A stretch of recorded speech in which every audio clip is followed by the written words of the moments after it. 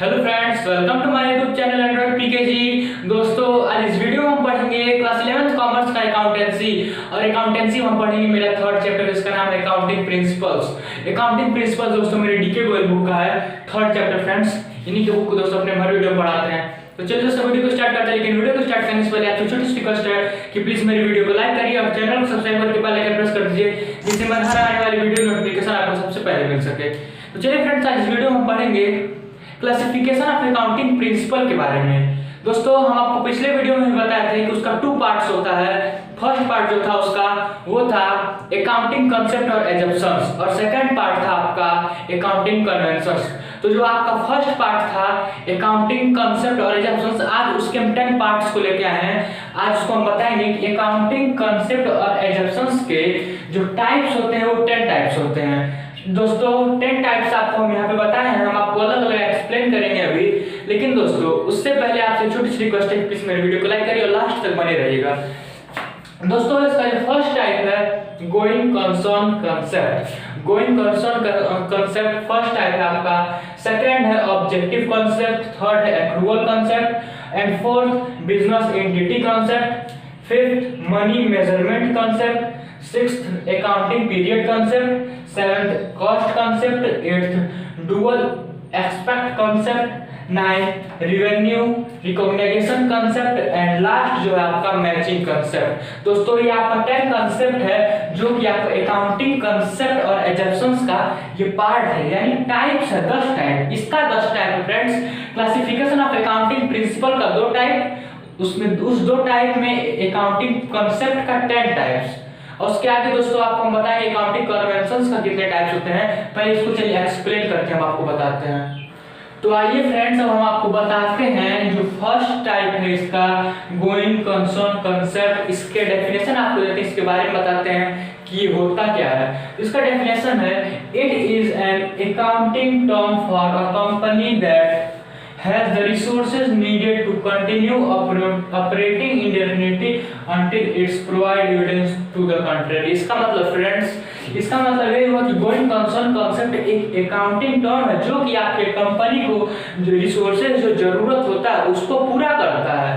और ऑपरेटिंग इंडेफिनिटली का मतलब कि जो आपकी कंपनी में रिसोर्सेज नीडेड है उसको प्रोवाइड कराता है गोइंग कंसर्न कंसेप्ट। और आपके जो बिजनेस का एविडेंस होता है उस एविडेंस को कंप्लीट करता है और आपके अकाउंटिंग पीरियड में आपका हेल्प करता है, उसी को बोलते हैं हम गोइंग कंसर्न कंसेप्ट। ये आपके मनी के फाइनेंशियल स्टेटमेंट को इंक्रीज करता है, उसी को बोलते हैं हम गोइंग कंसर्न कंसेप्ट। ये पहला था दोस्तों आपका। सेकंड आइए हम बताते हैं क्या होता है ऑब्जेक्टिविटी कंसेप्ट। ऑब्जेक्टिविटी कंसेप्ट मतलब ऑब्जेक्टिव का मतलब क्या होता है उद्देश्य। तो उसका उद्देश्य क्या होता है अकाउंटिंग कंसेप्ट का, उस उद्देश्य के बारे में मतलब कि ऑब्जेक्टिविटी कंसेप्ट का डेफिनेशन आपको देके समझाते हैं। It is the financial statement of the organization be based on solid evidence. The intent behind the principle is to keep management and accounting department। इसका मतलब फ्रेंड्स होता है कि जो आपके बिजनेस है उसका फाइनेंशियल स्टेटमेंट या फिर आपके ऑर्गेनाइजेशन का फाइनेंशियल स्टेटमेंट जो होता है वो B based on solid evidence. मतलब जो कि सॉलिड एविडेंस का मतलब जो आपके बिजनेस का बहुत ही इंपॉर्टेंट इंफॉर्मेशन है, उस इंफॉर्मेशन को आपको कब तक रखना है इसका कोई निश्चित समय नहीं है। और वो आपका एविडेंस कब तक काम आएगा फाइनेंशियल स्टेटमेंट का वो कभी निश्चित नहीं है, आपको उसको हमेशा रखना है।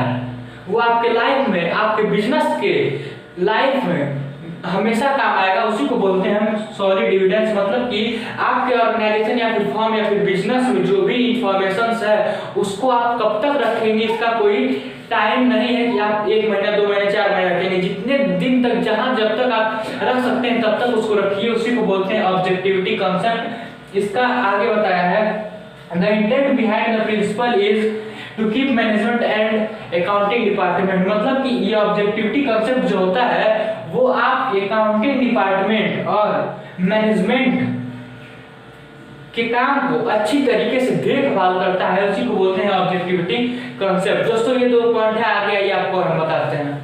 तो आइए फ्रेंड्स, जो आपका थर्ड पार्ट है या फिर थर्ड टाइप्स है एक्रूअल कंसेप्ट। एक्रूअल कंसेप्ट आइए बताते हैं क्या होता है। तो एक्रूअल कंसेप्ट का डेफिनेशन दिए हैं, when the transactions are not recorded in the book of accounts as they occur even if the payment for that particular product or service has not been received or made known as accrual concept। accrual concept का मतलब होता है दोस्तों, जब किसी transactions को हम अपने बिजनेस में रिकॉर्ड करते हैं तो आपका दूसरा चीज होता है, लेकिन जब उस ट्रांजैक्शन को रिकॉर्ड नहीं करते हैं अपने बिजनेस में, किससे रिलेटेड हो, या फिर किसी प्रोडक्ट को आप सोल्ड किए हो या फिर कोई सर्विस किए हो अपने बिजनेस में, या फिर किसी का कोई काम किए हो, उसका जब पेमेंट आपको नहीं मिलता है उसी को हम बोलते हैं एक्रूअल कंसेप्ट। जब आपका पेमेंट नहीं मिला, आप किसी गुड्स को सोल्ड किए या फिर रॉ मटेरियल को सोल्ड किए अपने बिजनेस से, या फिर कोई सर्विस किए, उसका जब पेमेंट आपको नहीं मिलेगा वो आपका हो जाएगा एक्रूअल कंसेप्ट। इसका सीधा सा मतलब दोस्तों एक्रूअल कंसेप्ट का सिंपली है, और एकदम सिंपल बिजनेस एंटिटी कंसेप्ट भी है दोस्तों, जो आपका फोर्थ टाइप है। आइए बताते हैं क्या होता है fourth business entity concept. It state that transaction associated with a business must be separately recorded from those of its owner or to other business। इसका मतलब फ्रेंड्स बिजनेस एंटिटी कंसेप्ट का मतलब ये होता है, सीधा सही मतलब है बिजनेस एंटिटी कंसेप्ट का, कि जब भी आपके बिजनेस में कोई भी ट्रांजैक्शंस होता है, उस ट्रांजैक्शंस को जब आप सेपरेटली अच्छी तरीके से अपने अकाउंट के बुक में रिकॉर्ड करते हैं या फिर बुक कीपिंग करते हैं, उसी को हम बोलते हैं दोस्तों बिजनेस एंटिटी कंसेप्ट। किसी भी ट्रांजैक्शंस को सेपरेटली बुक ऑफ अकाउंट में रिकॉर्ड करना ही बिजनेस एंटिटी कंसेप्ट कहलाता है। दोस्तों ये आपका 4 टॉपिक्स हो गया, 4 टाइप्स हो गया। आइए आपको हम बताते हैं अगला। तो आइए फ्रेंड्स हम आपको बताते हैं जो आपका 5th पार्ट था, 5th टाइप, वो है money measurement concept. Money measurement concept आखिर होता क्या है आइए बताते हैं आपको। Only those transactions and events are recorded in book of account which are capable of being expressed in the terms of money। मतलब फ्रेंड्स इसका ये मतलब होता है कि वो ट्रांजैक्शन जो हमारे बिजनेस में हुआ है और उसको उस ट्रांजैक्शंस को अपने अकाउंट की बुक में रिकॉर्ड करें, बुक ऑफ अकाउंट में जब रिकॉर्ड करते हैं वो ट्रांजैक्शंस को हम मनी के फॉर्म में एक्सप्रेस कर सकें, उसी को बोलते हैं दोस्तों मनी मेजरमेंट कंसेप्ट। दोस्तों यही था मनी मेजरमेंट कंसेप्ट, मतलब कि जिस भी ट्रांजैक्शंस हमारे जो भी ट्रांजैक्शन मेरे बिजनेस में हुआ है उसको हम मनी के फॉर्म में एक्सप्रेस कर सकें, मतलब कि रिटर्न ऑफ करें मनी के फॉर्म में, या फिर किसी को बताना हो तो हम बता सकें या फिर दिखा सकें कि ये मनी के फॉर्म में मेरा ट्रांजैक्शन हुआ है, इस ट्रांजैक्शन का मनी से रिलेटेड टर्म्स है, उसी को बोलते हैं दोस्तों मनी मेजरमेंट कंसेप्ट। दोस्तों आगे आपका 6 पॉइंट जो है 6 पार्ट 6 टाइप का आपका अकाउंटिंग पीरियड कंसेप्ट, ये क्या होता है आइए बताते हैं। It is time frame for which a business prepare its financial statement and report its financial performance and position to external stockholder. It could be 3, 6 or 12 months. This accounting period usually coincides with the business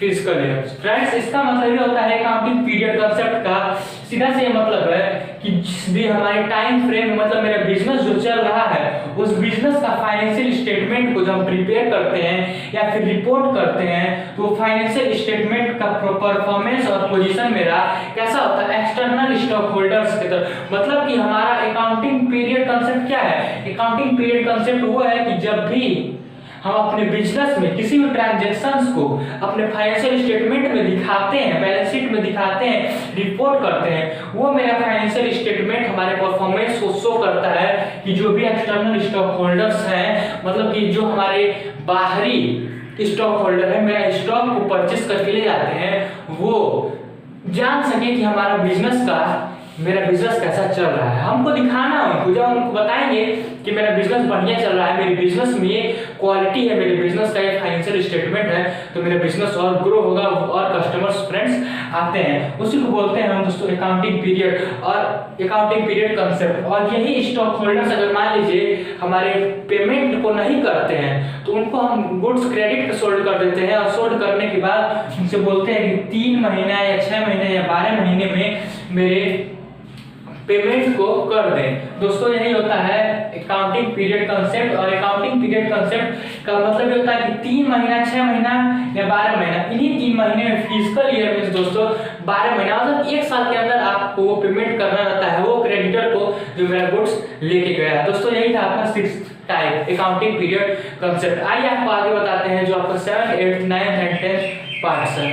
तो आइए friends, आपका जो 7th types था वो है cost concept. हम आपको बताते हैं कॉस्ट कंसेप्ट होता क्या है। It is most widely used as the money cost of production which relates to the money expenditure of firm on wages and salary paid etcetera. इसका मतलब फ्रेंड्स कॉस्ट कंसेप्ट क्या होता है? कॉस्ट कंसेप्ट वही होता है कि जो भी आप अपने बिजनेस में मनी से रिलेटेड वो काम करवाते हैं या फिर मनी से रिलेटेड काम होता है, जैसे कि आप सैलरी पे कर रहे हैं या फिर अपने लेबर्स को अपने बिजनेस में पेड कर रहे हैं उसका वेजेस, इन सबको पे करना, किसी भी पेमेंट को करना, कोई भी आपका एक्सपेंसेस को करना ही आपका होता है कॉस्ट कंसेप्ट आपके बिजनेस से रिलेटेड। दिए हैं यहाँ पे production which related to money expenditure, जहाँ भी आपका मनी का एक्सपेंडिचर होता है वहाँ हो गया आपका cost concept related to your business, आपके बिजनेस से रिलेटेड। दोस्तों ये आपका कॉस्ट कंसेप्ट। कॉस्ट कंसेप्ट को हम एक नाम से और जानते हैं जिसका नाम है हिस्टोरिकल कॉस्ट कंसेप्ट। इसको हम हिस्टोरिकल कॉस्ट कंसेप्ट भी बोल सकते हैं फ्रेंड्स। आगे आपका 8th वाला टाइप्स, 8th वाला जो है डुअल एस्पेक्ट कंसेप्ट। ये क्या होता है आइए बताते हैं dual aspect concept. Every transactions has two effects, debit and credit। मतलब कि आपके बिजनेस में एक छोटा सा जो भी ट्रांजैक्शंस होता है उस ट्रांजैक्शन का 2 इफेक्ट होता है। पहला जो होता है वो डेबिट और दूसरा जो होता है क्रेडिट। मतलब कि आपके बैलेंस शीट में डेबिट साइड और क्रेडिट साइड दोनों में आपका इफेक्ट होता है जब भी कोई आपके बिजनेस में ट्रांजैक्शंस होता है। फर्स्ट थिंग ये थी आपका। और उसके आगे बताते हैं both are opposite and equal. दोनों एक दूसरे से अपोजिट होते हैं लेकिन उसका जो अमाउंट होता है वो हमेशा इक्वल होता है। दोस्तों ध्यान से सुनिएगा डुअल एसेट कंसेप्ट का मतलब। इसके आगे है none as dual entry system. उसको हम डुअल एंट्री सिस्टम के नाम से भी जानते हैं। और accounting equation has been derived on the basis of dual asset concept as under. आपका 5th या 6th चैप्टर है डीके बोलता है फ्रेंड्स, जो है जिसका चैप्टर का नाम है अकाउंटिंग इक्वेशन। उस अकाउंटिंग इक्वेशन में डुअल एसेट कंसेप्ट या फिर डुअल एंट्री सिस्टम का यूज होता है। डुअल एसेट कंसेप्ट या फिर डुअल एंट्री सिस्टम का मतलब ये होता है कि जो भी आपका बिजनेस में ट्रांजैक्शन हो रहा है उसमें उससे दो रिलेटेड 2 ट्रांजैक्शन होते हैं, एक डेबिट साइड में एक क्रेडिट साइड में, और दोनों ही इक्वल होते हैं एंड अपोजिट होते हैं फ्रेंड्स। और उसको हम कैसे अकाउंटिंग इक्वेशन में सॉल्व करते हैं। मान लीजिए कोई आपका डुअल एसेट कंसेप्ट का ट्रांजैक्शन आ गया, उसको हम a = c + l से करते हैं। मतलब कि जो भी आप एसेट्स होता है उसमें हम कैपिटल को और प्लस लायबिलिटीज को ऐड कर देते हैं तो मेरा एसेट्स निकल जाता है। दोस्तों अकाउंटिंग इक्वेशन में आप आगे समझाएंगे हम आपको। यहाँ पर जान लीजिए डुअल एसेट कंसेप्ट का मतलब। डुअल एसेट कंसेप्ट का मतलब जो आपको बताया है ये होता है। दोस्तों आगे हम आपको बताते हैं जो आपका 9th एंड 10th टाइप्स है जो लास्ट होगा आपका। दोस्तों चलिए आइए बताते हैं। तो आइए फ्रेंड्स, आपका जो 9th टाइप्स या 9th पार्ट्स जो आपका था अकाउंटिंग कंसेप्ट का वो ये है रेवेन्यू रिकॉग्नाइजेशन कंसेप्ट। इसका मतलब क्या होता है ये बताते हैं। It means the revenue of business tells that when they should record their earned revenue. मतलब कि अपने बिजनेस में जो आपका रेवेन्यू होता है उस रेवेन्यू जब आप इनकम आपका बनता है, आपके इनकम का रेवेन्यू जो होता है वो आप जब अपने बिजनेस में रिकॉर्ड करते हैं अकाउंट्स के बुक में, उसी को हम बोलते हैं रेवेन्यू रिकॉग्नाइजेशन कंसेप्ट। मतलब कि आप गुड्स को परचेस करके लाए हो, परचेस वैल्यू और आपका प्रॉफिट वैल्यू जब दोनों आप ऐड करते हैं और सोल्ड करते हैं तो आपका जो सेल वैल्यू आता है इंक्लूडिंग प्रॉफिट वैल्यू, उसी को हम बोलते हैं दोस्तों रिवेन्यू। और वो रिवेन्यू को जब हम रिकॉर्ड करते हैं अपने अकाउंट्स के बुक में उसी को बोलते हैं रेवेन्यू रिकॉग्नाइजेशन कंसेप्ट। दोस्तों आपका लास्ट है वो है 10th वाला, और 10th आपका लास्ट है मैचिंग कंसेप्ट। मैचिंग कंसेप्ट क्या होता है ये हम आपको बताते हैं। It state that the revenue and expenses must be matched in same period. This is done in order to link the cost of an asset's revenue assets और revenue to its benefit, मतलब कि आपके business में जो भी assets से related या revenue से रिलेटेड जो भी आपका बेनिफिट होता है उसको revenue and expenses must be matched, मतलब कि जब भी आपके बिजनेस का एक्सपेंसेस और रिवेन्यू दोनों मैच कर जाए, मतलब कि आप जो परचेस करके लाए थे गुड्स, वो गुड्स और जो आपका प्रॉफिट वैल्यू था उसका जब दोनों का प्राइस हम ऐड करते हैं, मतलब कि आप जो परचेस करके गुड्स लाए थे उस गुड्स का कॉस्ट और आप जो प्रॉफिट वैल्यू हुआ उसका कॉस्ट मिलाने के बाद आपका रिवेन्यू होता है, और उस रिवेन्यू के बराबर जब आपका एक्सपेंसेस भी हो जाता है, एक्सपेंसेस जब उसके बराबर हो जाए तो आपका हो जाता है मैचिंग कंसेप्ट। दोस्तों ये था मैचिंग कंसेप्ट, आपका रिवेन्यू और एक्सपेंसेस जब सेम हो जाता है आपका हो जाता है वो मैचिंग कंसेप्ट, और मैचिंग कंसेप्ट हमेशा एसेट्स और रिवेन्यू का बेनिफिट होता है। कब होता है? जब एक्सपेंसेस नहीं होता तब, लेकिन जब एक्सपेंसेस होगा तो बेनिफिट आपका नहीं होगा, लिंक आपका चेंज हो जाएगा। दोस्तों यही था आपका अकाउंटिंग कंसेप्ट और एजम्पशंस का टाइप्स। दोस्तों आज के लिए बस इतना, अगली वीडियो में पार्ट 3 में फिर मिलते हैं, आपका पार्ट सेकंड था। तो दोस्तों आपको पार्ट 3 में हम बताएंगे आपका जो अकाउंटिंग कन्वेंशंस जो आपका सेकंड पार्ट था क्लासिफिकेशन ऑफ अकाउंटिंग प्रिंसिपल्स का, उसमें। चलिए दोस्तों आज के लिए बस इतना, अगली वीडियो में फिर मिलते हैं।